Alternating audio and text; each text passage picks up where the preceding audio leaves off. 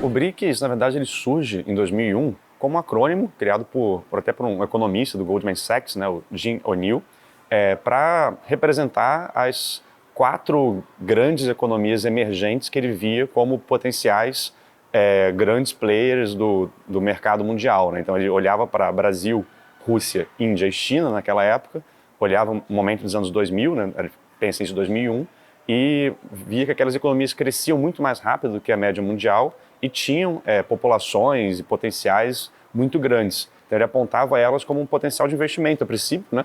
Só que o nome pegou, né? O nome BRIC pegou, apesar de não ter não ser inicialmente uma organização política, né?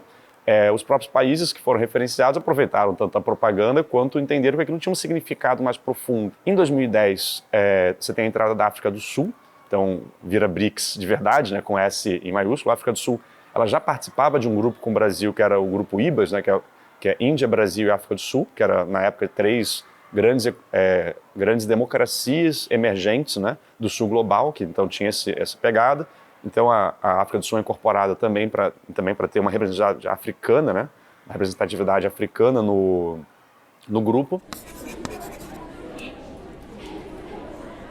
O grupo começa a servir como um questionador e um buscador de reforma na ordem econômica mundial, né? Justamente pensando em abranger na arquitetura do sistema econômico mundial melhor os países emergentes, né, que estavam surgindo naquele momento como importantes players no mercado mundial. Esses países emergentes, eles começam a se articular também para questionar o próprio sistema econômico mundial, né? Então a lógica do FMI, a lógica do Banco Mundial, que na época eram muito controlados por os grandes países centrais, Estados Unidos e União Europeia, né? E que essas novas economias que passavam a ter um papel cada vez maior não tinham tanta representatividade nesses espaços, né? E aí, então, em 2009, na cidade de Ekaterimburgo, na Rússia, né, ocorre a primeira cúpula dos países dos BRICS.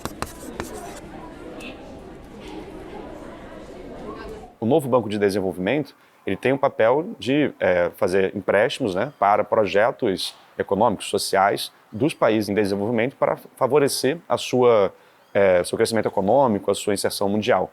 Ao mesmo tempo, o arranjo de contingente de reservas, né, que também foi feito no mesmo processo, a ideia é ter uma base de moeda para, em caso de flutuações no mercado financeiro desses países, que possam comprometer a estabilidade monetária desses países emergentes, você tem um fundo para se poder estabilizar monetariamente esses países, de forma a não depender de espaços como o FMI ou o Banco Mundial, ou pelo menos depender menos, né? Ao Brasil estar nesse grupo, isso permite aí ter uma capacidade de articulação sobre a ordem econômica mundial, uma capacidade de potencial, de polaridade no sistema também muito grande, e nos coloca também, e acho que o BRICS também ajuda com isso, como grandes representantes, de certa forma, dos países emergentes, das demandas dos emergentes sobre o sistema econômico, sobre o sistema internacional, né? Então acho que isso é bastante interessante para o Brasil nesse sentido. Em 2001, os 4 países iniciais pensados, né, Brasil, Rússia, Índia e China, eram países que cresciam a ritmo muito grande. Sobretudo a partir de 2014, tem se mostrado cada vez mais diferenças no crescimento econômico desses países. Então a China e a Índia continuam crescendo a ritmos vertiginosos, apesar de não tanto quanto nos anos 2000, mas muito, muito maior do que a média mundial, enquanto o Brasil e Rússia, sobretudo, né, vem passando por um processo de estagnação, sobretudo a partir de 2014, que, bem, agora pode estar começando a se recuperar, mas que a gente não se desvencilhou da média mundial de crescimento econômico, né? Então isso gera um gap de potencial econômico muito grande entre os países.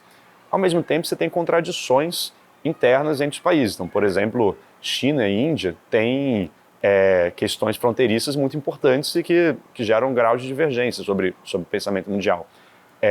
E também você tem países como a África do Sul, que na época eram muito representativos na África, continuam muito representativos, sem dúvida, mas que tem outras economias africanas que vêm passando a África do Sul em tamanho, como, por exemplo, a Nigéria.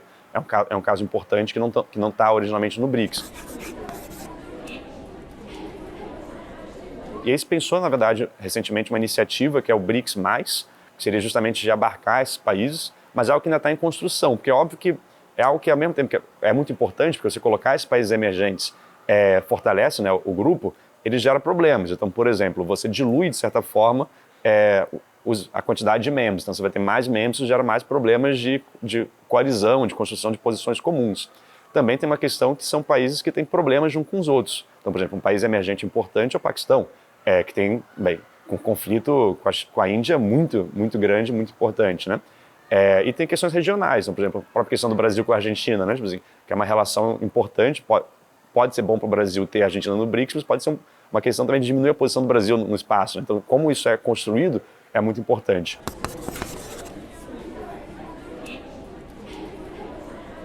Acho que a primeira coisa é tomar cuidado com um aumento desenfreado que isso pode trazer a diluição do grupo, né? Então, por exemplo, você tem vários países demais, tem mais dificuldade de tomar posição conjunta. Isso acaba fazendo com que o grupo perca seu sentido.